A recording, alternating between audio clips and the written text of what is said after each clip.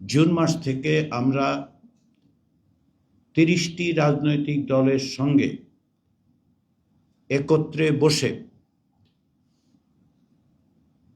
কমপক্ষে 20টি মৌলিক সংস্কারের প্রশ্নে আলাপ আলোচনা করেছি। প্রাথমিক পর্যায়ে 64টি বিষয়ে ঐকমত্য এবং সিদ্ধান্ত হয়। তার পরবর্তী পর্যায়ে 20টির মতো বিষয় নিয়ে আমরা 2 মাস ধরে অব্যাহতভাবে আলোচনা করেছি এবং অনেক বিষয়ে ঐকমত্য, ক্ষেত্র বিশেষে নোট অফ ডিসেন্ট সহ সিদ্ধান্ত গ্রহণ করা হয়েছে। এই প্রক্রিয়ার শেষ পর্যায়ে অর্থাৎ জুলাই জাতীয় সনদ 2025-এর ব্যাপারে সকলের মতামত সন্নিবেশিত করে খসড়া তৈরির পাশাপাশি জুলাই মাসের শেষ পর্যায়ে রাজনৈতিক দলগুলোর পক্ষ থেকে আমাদেরকে অনুরোধ করা হয় যেন আমরা সরকারকে এই বিষয়গুলো অর্থাৎ যে সকল বিষয়ে সিদ্ধান্ত এবং ঐকমত্য প্রতিষ্ঠিত হয়েছে সেগুলো বাস্তবায়নের পথ নির্দেশ করে সুপারিশ করি। ঐকমত্য কমিশনের পক্ষ থেকে সেই উদ্যোগ গ্রহণ করা হয়। তারই অংশ হিসেবে রাজনৈতিক দলগুলোর কাছ থেকে আমরা মতামত চেয়েছি। তাদের সঙ্গে অনানুষ্ঠানিক আলোচনা অব্যাহত রেখেই আমরা আনুষ্ঠানিক আলোচনাও করি। আইনি ভিত্তি প্রদান, বাস্তবায়নের রূপরেখা নির্দেশ করার জন্য রাজনৈতিক দলগুলোর অনুরোধের প্রেক্ষাপটে আমরা একটি বিশেষজ্ঞ দলের সাহায্য নিয়েছি, যাতে অন্তর্ভুক্ত ছিলেন 2 জন সাবেক বিচারপতি, 3 জন আইনজীবী এবং 1 জন আইনের শিক্ষক।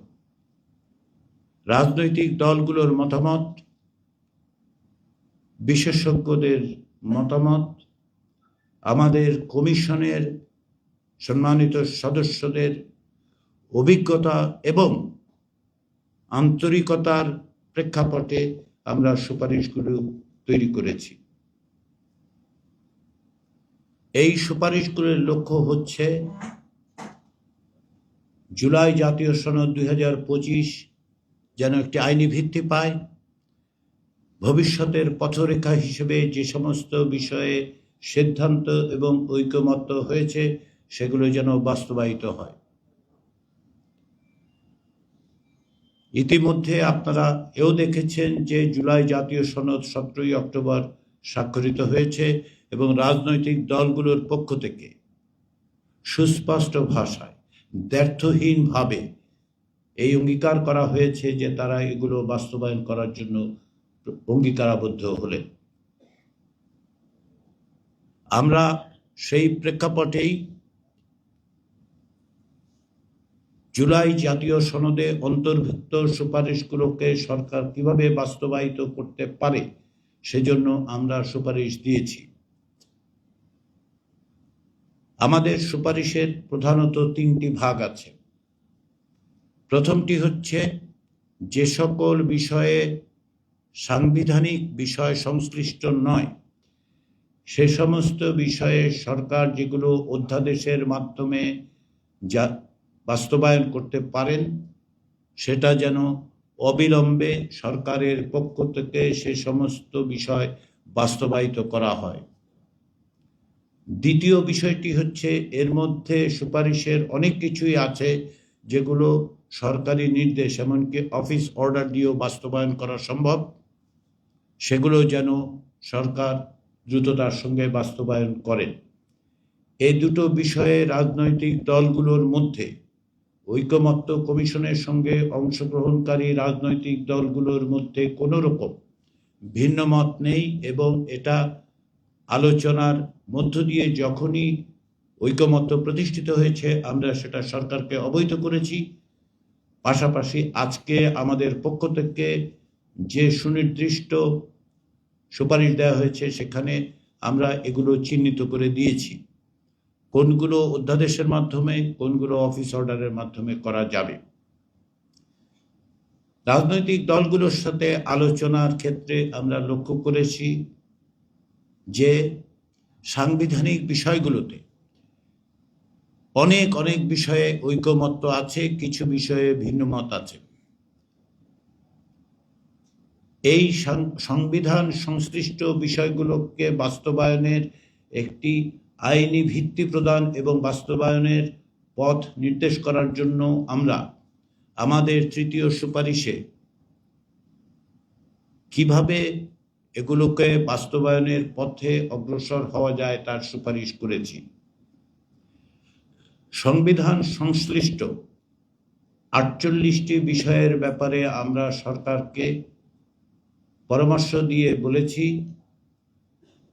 দুটো বিকল্প সরকারের হাতে আছে। এর দুটো বিকল্পেরই কিছু জিনিস এক, কিন্তু সামান্য ভিন্নতাও আছে। আমাদের প্রস্তাবগুলো হচ্ছে, সুপারিশগুলো হচ্ছে এই রকম। আমরা সরকারকে অনুরোধ করেছি, পরামর্শ দিয়েছি যে সরকার যেন অবিলম্বে একটি আদেশ জারি করেন। এই আদেশের বিষয় হবে জুলাই জাতীয় সনদ 2025 সংবিধান সংস্কার বিষয়। সরকারের এই আদেশে অধীনে সরকার একটি গণভোটের আয়োজন করবেন। এই গণভোটের জনগণের কাছে আমরা সুপারিশ করেছি সরকার যেন একটি প্রশ্ন উত্থাপন করেন, সেটি হচ্ছে এই যে আদেশ এবং আদেশের তফসিলে অন্তর্ভুক্ত 48টি সংবিধান সংশ্লিষ্ট বিষয়ে সেগুলো বাস্তবায়নের ব্যাপারে জনগণের সম্মতি আছে কিনা। আমরা যে সুপারিশ করেছি তাতে বলা হয়েছে যে ত্রয়োদশ জাতীয় সংসদ একই সঙ্গে সংবিধান সংস্কার পরিষদ এবং জাতীয় সংসদ হিসেবে কার্যকর থাকবে।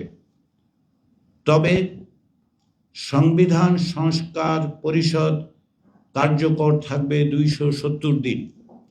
এই সময়ের মধ্যে সংবিধান সংস্কার পরিষদের সদস্যরা জুলাই জাতীয় সনদে বর্ণিত এবং গণভোটে যদি সকলের জনগণের সম্মতি পাওয়া যায় সেই বিষয়গুলো সংবিধানে সংযুক্ত করার জন্য প্রয়োজনীয় সমস্ত রকম বিধিবিধান, প্রয়োজনীয় সংশোধন, সংযোজন, বিযোজন, পরিবর্তন, পরিমার্জন করবেন।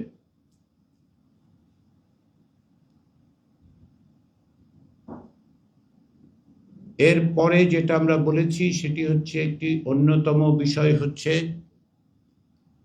একটি উচ্চ কক্ষ প্রতিষ্ঠা করা। সংবিধান সংস্কার কমিশন এবং জাতীয় ঐকমত্য কমিশন এবং নির্বাচন ব্যবস্থা সংস্কার কমিশনের পক্ষ থেকে সুস্পষ্ট সুপারিশ ছিল ভোটের সংখ্যানুপাতে 100 সদস্যের একটি উচ্চ কক্ষ প্রতিষ্ঠা করা। সেই মোতাবেক যদি জনগণের সম্মতি পাওয়া যায় তবে জাতীয় সংসদ প্রতিষ্ঠার 45 দিনের মধ্যে উচ্চকক্ষ গঠন বিষয়ক প্রয়োজনীয় সংশোধনের মাধ্যমে তা বাস্তবায়িত হবে। যেহেতু উচ্চকক্ষ গঠনের ক্ষেত্রে সকলের সিদ্ধান্তের ক্ষেত্রে, সুপারিশের ক্ষেত্রে যেটা আছে যে উচ্চকক্ষ গঠনের আগেই অর্থাৎ নির্বাচনের সময়ই সম্ভাব্য সদস্যদের পূর্ণাঙ্গ তালিকা প্রকাশ করা, এবং এক্ষেত্রে যেহেতু জাতীয় সংসদ নির্বাচনের আগে সেই তালিকা প্রকাশ করা সম্ভব হবে না, সেই বিবেচনার থেকে কমিশনের সুপারিশ হচ্ছে এই যে প্রথমবারের মতো যে উচ্চকক্ষ গঠিত হবে সেই উচ্চকক্ষের আগের থেকে তালিকা প্রকাশ করার যে বিধান আছে সেটা ওয়েভ করা হবে, সেটা কার্যকর হবে না। আমরা এই আদেশের আওতায় গণভোটের মাধ্যমে সংবিধান সংস্কার পরিষদ গঠন এবং 270 দিনের মধ্যে প্রয়োজনীয় সংশোধন, সংযোজন, পরিবর্তনের জন্য আমরা কনস্টিটিউয়েন্ট পাওয়ার হিসেবে জনগণের গাঠনিক ক্ষমতা যেন ব্যবহৃত হয় সেজন্য এই পরিষদের প্রস্তাব করেছি। আমরা আশা করি যে এই প্রক্রিয়ার মধ্য দিয়ে তা প্রস্তাব আছে। আমাদের দ্বিতীয় বিকল্প প্রস্তাব, যেমনটি আমি আগেই বলেছি শুরুতে, যে প্রক্রিয়ার দিক থেকে একটা বড় অংশই একই রকম, একটি ব্যতিক্রম ছাড়া। আমাদের দ্বিতীয় বিকল্পেও বলা হচ্ছে যে সরকার একটি আদেশ জারি করবেন, সেই আদেশের অধীনে গণভোট অনুষ্ঠিত হবে। গণভোটে একটি মাত্র প্রশ্ন থাকবে, তবে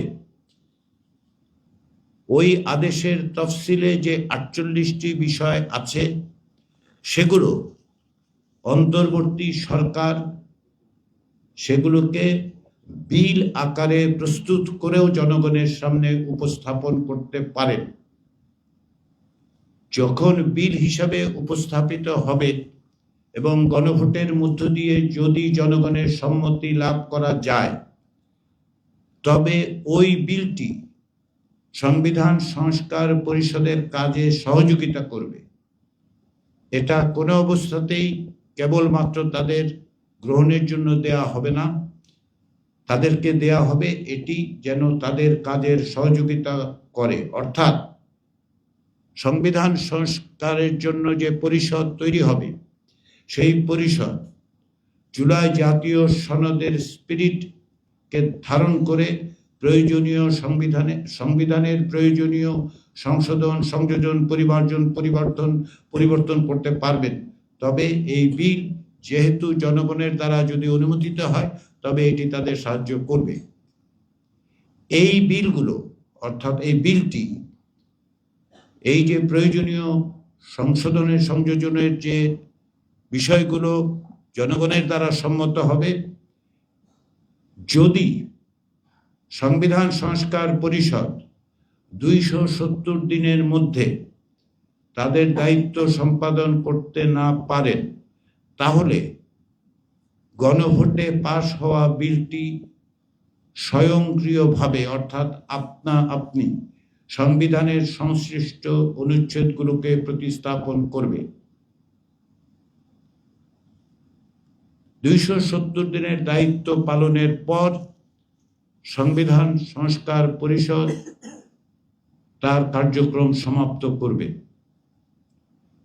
নির্বাচনের পর থেকে জাতীয় সংসদ হিসেবে কার্যকর থাকবে, যদিও জাতীয় সংসদের সদস্যরাই সংবিধান সংস্কার পরিষদের সদস্য হচ্ছেন।